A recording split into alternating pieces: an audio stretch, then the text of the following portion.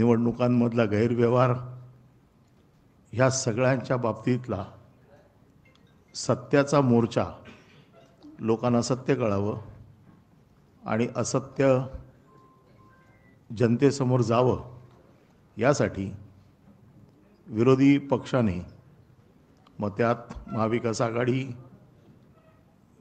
सर्व पक्ष, महाराष्ट्र नवनिर्माण सेना आणि जे ह्या सगळ्या गोष्टींच्या विरोधात आहेत ते सगळे मतदार देखील ह्या मोर्चात सामील होतील। हा मोर्चा दुपारी 1 वाजता फॅशन स्ट्रीट येथून सुरू होईल आणि मेट्रो सिनेमा मार्गे हा मुंबई महानगरपालिकेच्या प्रवेशद्वाराजवळ थांबेल। या मोर्चाला महाविकास आघाडीतील सर्व प्रमुख नेते, त्याचबरोबर महाराष्ट्र नवनिर्माण सेनेचे अध्यक्ष राज ठाकरे, हे डाव्या पक्षाचे सगळे प्रमुख नेते हे सगळे उपस्थित असतील आणि ते मोर्चाला मार्गदर्शन करतील। या मोर्चाला लाखोच्या संख्येने लोक येतील अशी अपेक्षा आहे आणि याचबरोबर केवळ राजकीय पक्ष नाही तर त्याचबरोबर ज्यांना आपलं मत चोरीला गेलंय असं वाटतंय आणि ज्या चुकीच्या मतांवरती हे सरकार बसलंय असं वाटतंय, असे लोक देखील या मोर्चामध्ये सहभागी होतील। या मोर्चाच्या संदर्भामध्ये आम्ही पोलिसांना भेटलोय, त्यांच्याकडनं आवश्यक त्या सूचना घेतलेल्या आहेत। मोर्चाचे रूट आम्ही प्रसिद्धीकरता आपल्याकडे दिलेले आहेत। आम्ही QR कोड उद्या आपल्याकडे पाठवतो, जेणेकरून येणाऱ्या लोकांची सगळी व्यवस्था होईल। जे लोक मुंबईकडनं येणारे आहेत त्यांच्या 2 मार्गांवरनं येणाऱ्या लोकांची व्यवस्था, वाहन व्यवस्था दोन्ही बाजूला केलेली आहे। त्याच्यासाठीचा आमचा हा रूट आम्ही तयार केला आहे आणि हा रूट आपल्याकडे पाठवायची आम्ही व्यवस्था करतो, त्याची कॉपी आपल्याला द्यायची व्यवस्था करतो।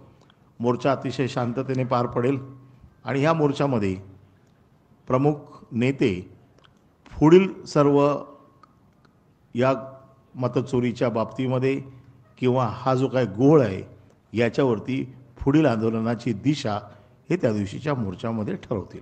म्हणून आम्ही शनिवारी मोर्चा ठरवलेला आहे। सर्वसाधारण मुंबईकरांना त्रास होऊ नये म्हणून मोर्चा हा 1 ते 4 या दरम्यानच आहे। मला असं वाटतं ही जरी त्या दिवशी कार्यालय बंद असली तरी जी काही कार्यालय उघडी असतील त्यांना परतीला कोणाला त्रास होणार नाही याची काळजी आम्ही घेतलेली आहे। नेत्यांची भाषणं त्यावेळेला जाहीर केली जातील, परंतु आता एवढं सांगतोय की सगळे प्रमुख नेते या मोर्चाला उपस्थित असतील। हो, शरद पवार साहेब उपस्थित राहतील। ते मोर्चामध्ये आपल्याला सगळं जे काही सांगायचं आहे त्यांना त्यांचे विचार मोर्चामध्ये मांडतील। आपण जो प्रश्न विचारत आहात की ठाकरे कुटुंबीय उपस्थित नाही, तर ही प्रेस कॉन्फरन्स नव्हती, ही मोर्चा कसा, कुठनं, काय विषय कसे घ्यायचे याच्या संबंधात चर्चा करण्यासाठीची मीटिंग होती। कारण का आता आम्ही डायरेक्ट सगळे 1 तारखेला भेटणार आहोत आणि मग मोर्चाची माहिती तुम्ही जाऊन खाली द्या असं काही प्रमुख नेत्यांवरती जबाबदारी टाकण्यात आली आणि त्याप्रमाणे अनिल परब आणि सगळे आम्ही इथे आलेलो आहोत आणि आपल्याला माहिती देतो। असं आहे की खटले दाखल होणार, पोलीस दबाव टाकणार, राज्य सरकार यंत्रणा वापरणार, कारण का चोऱ्या लपवण्यासाठी विविध प्रयत्न करतो।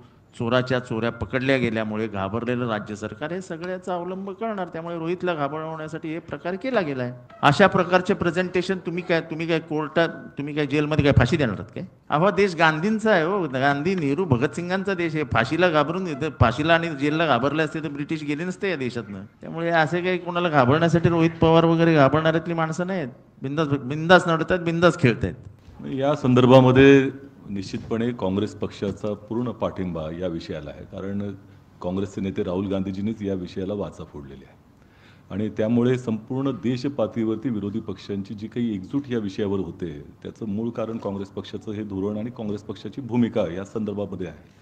आणि त्यामुळे काँग्रेसचं नेतृत्व महाराष्ट्रातलं हे आपापल्या कामामध्ये व्यस्त असल्यामुळं आताच्या या मोर्चाच्या संदर्भामध्ये पाहायचं आलं तर वरिष्ठ नेतृत्व निश्चितपणे त्या ठिकाणी उपस्थित राहणार आहे, याच्यात काही शंका बाळगण्याचे कारण नाही। 2च विषय याच्यामध्ये असं आहे की आम्ही देखील या सगळ्या गोष्टींचा बारकाईने अभ्यास करतोय। आमच्या ज्या मागण्या आहेत, आमची अतिशय स्पष्ट मागणी आहे की मतदार यादीमधला घोळ दुरुस्त करावा। आम्ही जे काही आक्षेप नोंदवलेले आहेत या आक्षेपावरती आम्हाला जो न्याय आम्ही मागितलेला आहे तो आम्हाला मिळाला पाहिजे।